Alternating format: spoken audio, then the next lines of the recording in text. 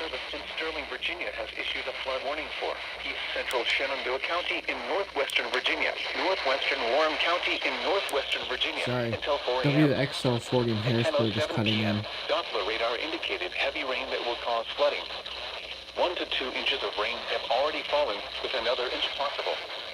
Some locations that will experience flooding include Front Royal, Strasburg, Morrowtown, Toms Brook, Carl, Fort Valley, Dillbeck, Fishers Hill, Riverton, Reliance, Shadarville, and Buckton.